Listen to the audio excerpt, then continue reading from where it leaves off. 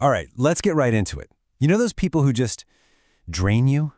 Like you walk away from a conversation feeling exhausted, but you can't really explain why? Well, today we're going to talk about how tiny, almost invisible shifts in your behavior can totally change the game with difficult people. And no, this isn't about big, dramatic confrontations. It's about quiet, unshakable power. Just let that one sink in for a moment. Sometimes the way you react teaches people how to treat you. Wow.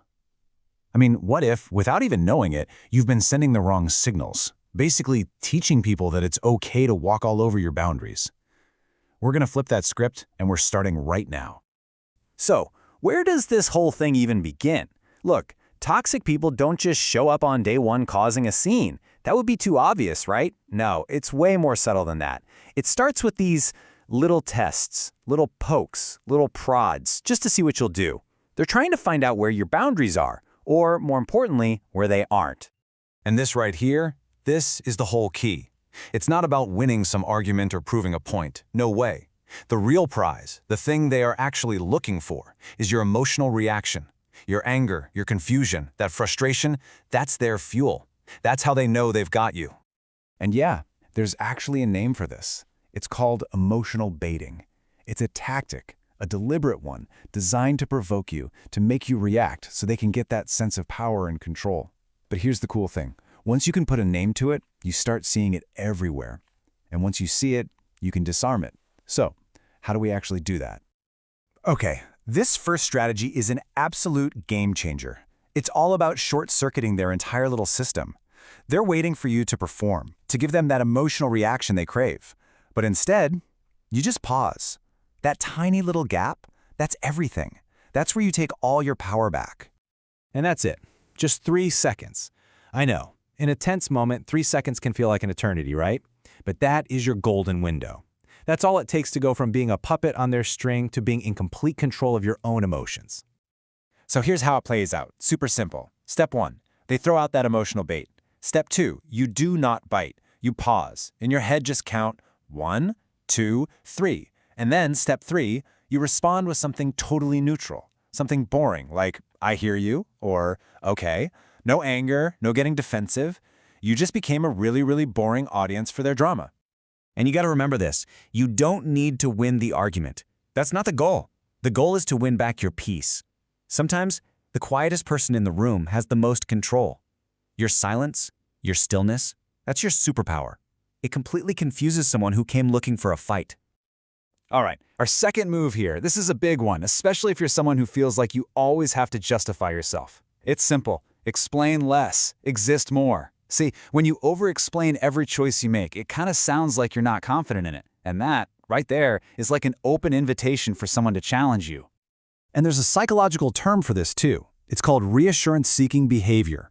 It basically means your self-worth gets tied to other people validating your choices. You're looking for that okay from the outside. And guess what? Toxic people have a radar for this. They can sense it, and they will absolutely use it to keep you guessing, always looking to them for that stamp of approval. Just look at the contrast here. On one hand, you've got over-explaining. It just screams hesitation, right? It's basically asking for permission and just handing over your power. But on the other side, quiet certainty. That feels like pure confidence. It's not asking, it's stating. And it keeps control exactly where it should be, with you. So, next time someone questions you, try this little phrase on for size. Just say, because that's what I chose. End of sentence. It's so simple, but so powerful. And think about it. The people who genuinely respect you, they don't need a 5-page essay. And the ones who are demanding one, they're not looking for an explanation. They're looking for a crack in your armor. Moving on to our third behavior. This one is all about teaching people how to treat you without saying a word. You don't have to get into some big, messy argument. Nope, you can create really powerful consequences just with your absence and your silence. This taps into a really cool psychological idea called a natural consequence. Our brains are all about patterns, right?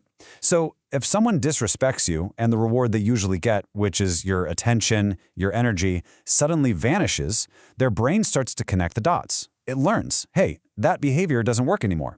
Your distance literally becomes the teacher. I want you to start thinking about your resources in a new way.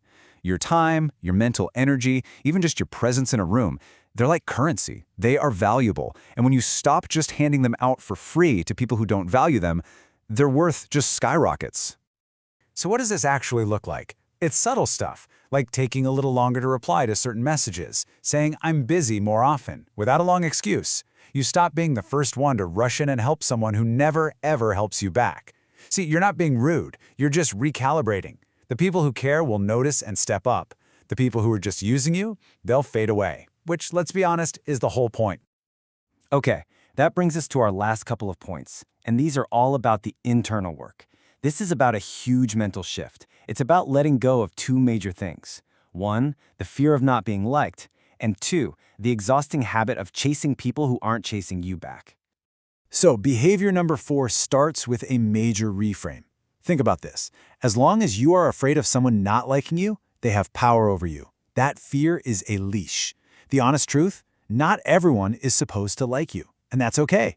True self-respect means you're cool with being misunderstood by some people. And yeah, that's the trade-off. You might trade a little bit of popularity for a whole lot of respect, especially self-respect. And let me tell you, that is a trade that is always, always worth making. Your value is not up for debate, period. And that flows perfectly into our 5th and final behavior. Stop chasing. Seriously, if you are always the one texting first, the one making all the plans, the one holding the friendship together, that's not a relationship, my friend. That's a rescue mission. And you're not a lifeguard. The solution? Just stop. Live your amazing life. Healthy relationships have a natural back and forth, a rhythm. Pull back a little and just see who reaches out.